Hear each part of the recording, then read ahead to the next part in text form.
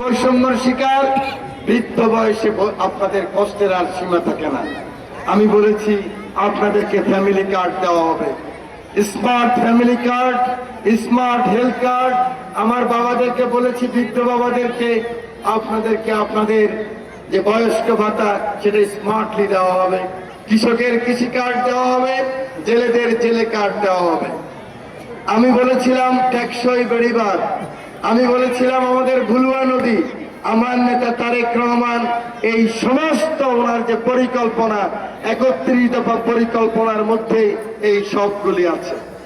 আমরা যখন 1 মাস আগে ট্রেনিং দিয়েছিলাম তখন তারেক রহমান বলেছেন, এমন কোনো কথা বলবেন না যে জিনিস আমরা করতে পারবো না, আপনি যা করতে পারবেন ঠিক সেই কথাটুকুই বলবেন। অর্থাৎ 54 বছরের যে রাজনীতি, 54 বছরের মানুষের মুক্তির কোনো সোপান আসেনি। 54 বছরে আমার মা এই সমাজের কাছ থেকে তার সামাজিক নিশ্চয়তা পাননি। আমার আলেম মসজিদে যাওয়ার সাহস করেনি। বিভিন্ন সময় তাদের উপরে অত্যাচার নির্যাতন হয়েছে। আমার কৃষক তার কৃষির ন্যায্য মূল্য পায়নি। আমার গরিব মানুষ বারবার প্রতারিত হয়েছে। সেই কারণে আমার নেতা তারেক রহমান বলেছেন, যা আমরা পরিকল্পনা করেছি সেগুলি করলেই আগামী 5 বছর বাংলাদেশের 50% সমস্যার সমাধান হয়ে যাবে। প্রিয় মা বোনেরা, প্রিয় ভাইয়েরা, প্রিয় আমার রামদয়ালবাসী, আমি শুধু আজকে একটি কথা বলতে চাই।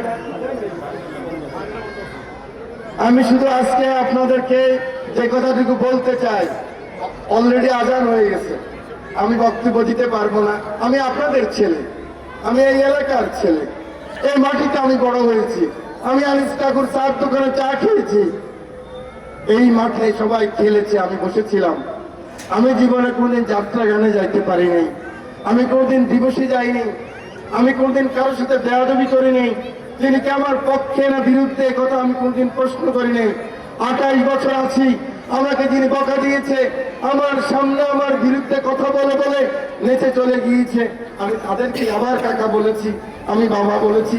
আজকে সেই কারণে আপনাদের ছেলে, আপনাদের ভাই, আপনাদের সন্তান, এই মাটির সন্তান আমি, আমার একটা স্বপ্ন আছে। যেমন তারেক রহমানের 31 দফার স্বপ্ন, আমার একটা স্বপ্ন আছে। আমার স্বপ্ন হলো সকলে মিলে রাজনীতি, এটাকে ইংরেজিতে বলে ইনক্লুসিভ পলিটিক্স।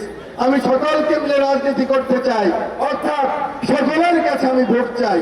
কেন আপনারা কেন আমাকে ভোট দিবেন? আমাকে ভোট দিবেন ওই প্রতিহিংসার রাজনীতি চিরদিনের জন্য কবর দেওয়ার জন্য, প্রতিহিংসার রাজনীতিকে কবর দেওয়ার জন্য, হিংসার রাজনীতিকে কবর দেওয়ার জন্য।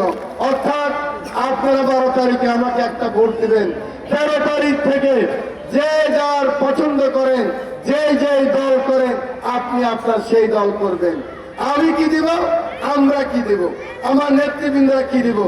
আপনারা হরতাল করবেন, আমাদেরকে আগের দিন বলে দিবেন, আপনারা হরতাল পালন করবেন। আপনারা আপনাদের কর্মসূচি দিবেন, আপনারা আপনাদের মানববন্ধন করবেন, আপনাদের বিক্ষোভ করবেন।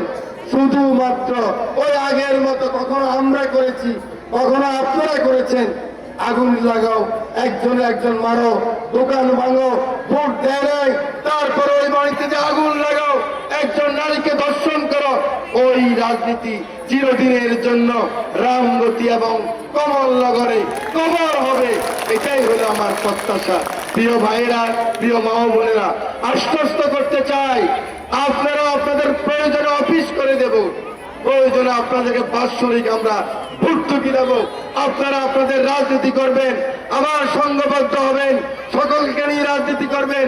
ওই ইউরোপের মতো, আমেরিকার মতো, লন্ডনের মতো যার যার রাজনীতি শেষে করবেন, আবার সংঘবদ্ধ হবেন। আগামী নির্বাচনে আবার আমাদেরকে পরাজিত করবেন। কখনো আমরা আপনাদেরকে মালা পরিয়ে দিব, কখনো আপনারা আমাদেরকে মালা পরিয়ে দিবেন। তখন আমার মায়ের আর কোনো কষ্ট থাকবে না, আমার বোনের আর কোনো কষ্ট থাকবে না। আপনি আপনার ছেলেকে স্কুলে পাঠিয়ে আর ভয় থাকবে না, সন্ত্রাস থাকবে না, পুলিশকে ঘুষ দিতে হবে না, এসিল্যান্ডকে ঘুষ দিতে হবে না, রাজনৈতিকবিদদেরকে ঘুষ দিতে হবে না। আপনার অধিকার আপনি ভোগ করবেন। আমার নেতা তারেক রহমান তার জন্য দোয়া করবেন। তিনি মানবিক বাংলাদেশ চাই, হকের বাংলাদেশ চাই, ইনসাফের বাংলাদেশ চাই, গণতন্ত্রের বাংলাদেশ চাই। সে কারণে আগামী 12 তারিখ যদি আপনার রায়টুকু, আপনার দোয়াটুকু আপনারা ধানের শীষে দেন, আমার নেতা তারেক রহমান যে সরকার গঠন করবে সেই সরকারের মাধ্যমে আমাদের স্বাধীনতা সার্বভৌমত্ব রক্ষা হবে, ইসলামিক মূল্যবোধ রক্ষা হবে, হক রক্ষা হবে, মানবিক বাংলাদেশ হবে, ইনসাফ হবে। আপনাদের সকলকে শুভেচ্ছা। নাম নিতে পারি নাই, আপনারা আমাকে ক্ষমা করে দিবেন। অনেক নেতৃবৃন্দ আছে, আপনাদের কাছে দোয়া চেয়ে নির্বাচনে পরাজিত হই আর জয়লাভ করি, এটার মালিককে পরওয়ারদিগার। এই আজানের সময় আল্লাহকে বলি, হে আল্লাহ, হে পরওয়ারদিগার, যদি আমি হকে থাকি, ইনসাফে থাকি, যদি রামগতি কমলনগরের মানুষকে আমার সন্তানের থেকে বেশি ভালোবাসি, তাহলে তুমি আমাকে কামিয়াব করো। আমি যেন মানুষের মধ্যে আমাকে বিলীন করে দিতে পারি। আমার জানাজা যেন রামগতি কমলনগরে সবচেয়ে বড় জানাজা হয়। এটাই আমার নাজাত, এটাই আমার জান্নাত। এই জান্নাতের প্রার্থনা করে আমার বক্তব্য শেষ করছি। আল্লাহ হাফেজ। বাংলাদেশ জিন্দাবাদ, বাংলাদেশ জাতীয়তাবাদী দল জিন্দাবাদ। বেগম খালেদা জিয়া, শহীদ প্রেসিডেন্ট জিয়াউর রহমান অমর হোক। আমার প্রিয় নেতা জনাব তারেক রহমান জিন্দাবাদ, জিন্দাবাদ, জিন্দাবাদ।